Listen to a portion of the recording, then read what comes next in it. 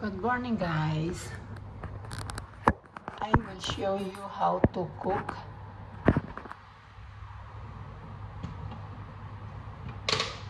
cassava pizza. Cassava pizza.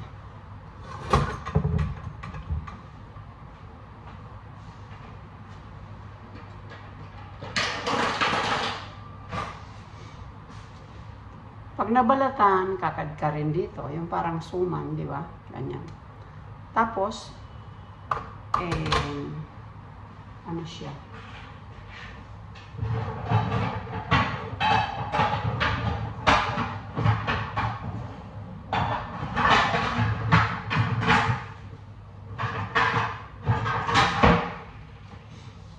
Dito siya iaala plancha.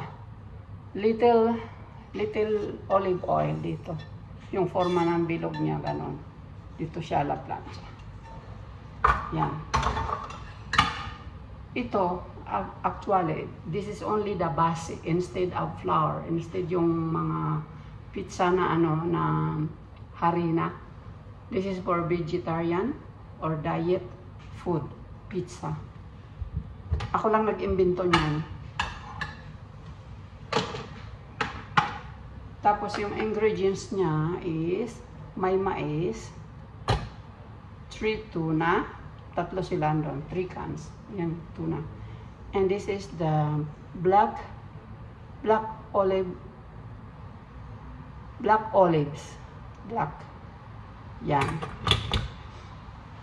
Of course, igigisa sila sa always 3 garlic because I love you. Yung mga kumakain, inaano ko naman pino. And kahit kalahati na lang onions. Yan. Kalahating onions. Yan. Ganun. Okay, by then, ipapakita ko na lang sa inyo yung finished product. Bye-bye. Ayan na siya, guys. Oh, maluluto na. Tapos, dito ko siya, hindi ko siya ginagalaw ng sandok. Yan ang ginagamit ko. Itong ginagamit ko pag baliktad. Para maluto yung 2 sides. Yan, ito. Ito rin ang ginagamit namin pag gumagawa ng tortilla di patata. Ayan, luto na siya, oh. Tapos pagkatapos niyan, maluto dyan. Same yung frying pan, diyan ko igigisa yung tuna. Yung tuna, yung tomato, diyan ko igisa yung tuna, tomato, and onions and garlic. Yan. Dito in the same frying pan, palawan ng hugas-hugas. Ganyan, guys. Oh. Okay, up next. Guys, iuntar ko siya ng butter.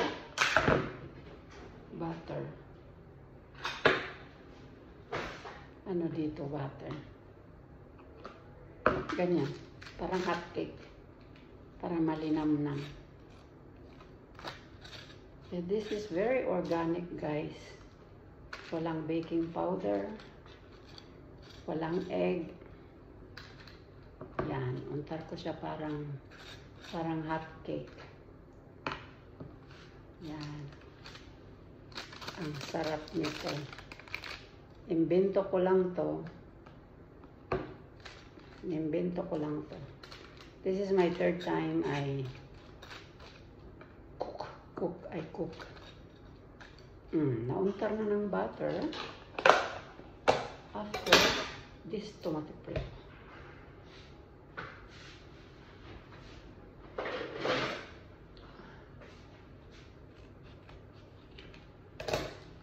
Tomato prito. Ang liit lang ng puwet nung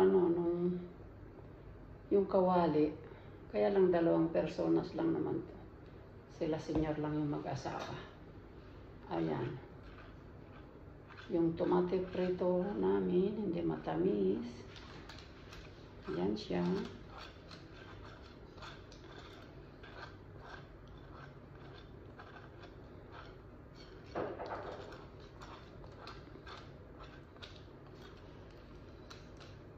Kita nyo? Ayan.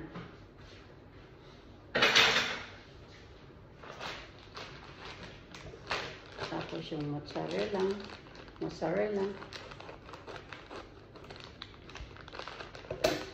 Mozzarella cheese.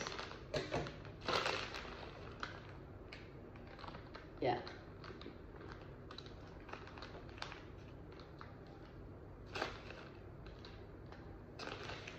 Oregano.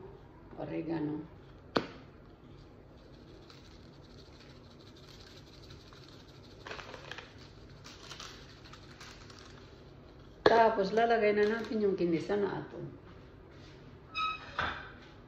Ito. Ilagay na. Wala ng tubig. Kumupos na. Alam mo guys, hindi ako naglagay ng olive oil para maggisa. Yung tuna na nasa lata, may oil, yun ang ginamit kong panggisa.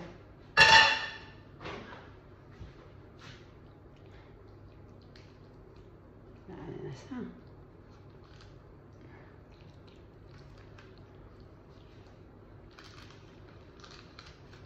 Tuna ito, tuna. Sometimes I cook bacon, ham, sweet ham. Yun lang.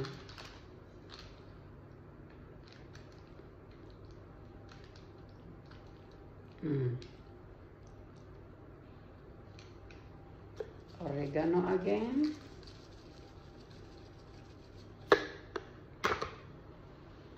Sarap. Sarap. Tapos,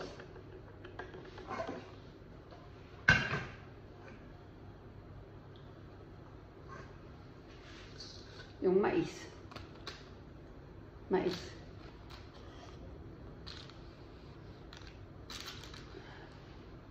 Yan, yung mais.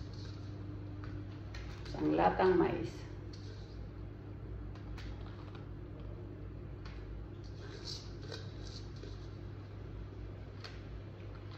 Dapat malaki-laki ng kaunti yung puwet ng ano. Kaya lang pang 2 tao lang naman to eh.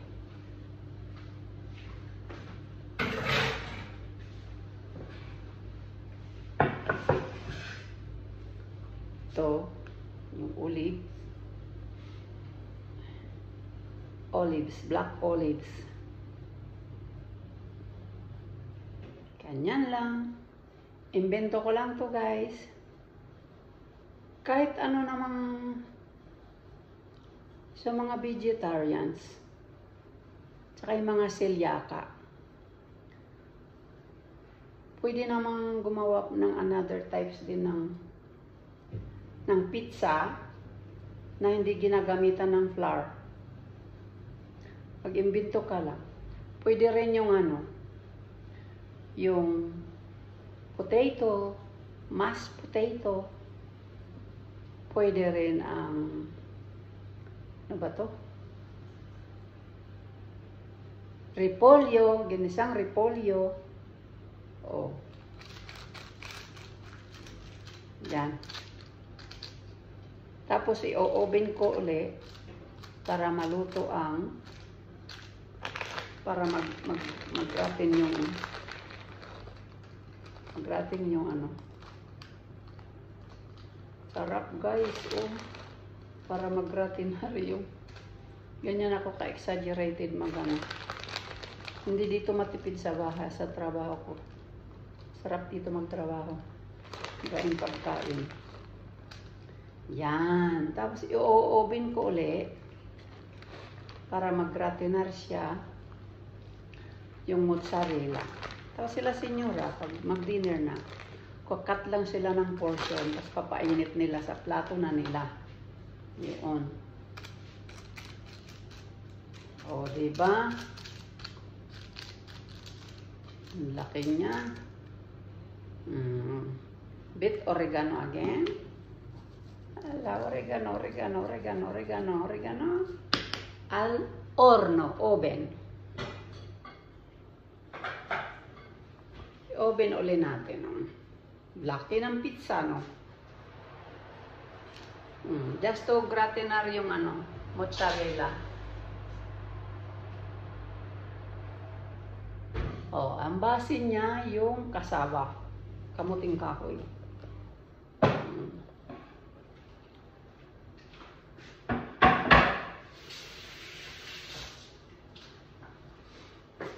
Good night. God bless everyone. Ingat kayong lahat dyan sa Pilipinas, especially.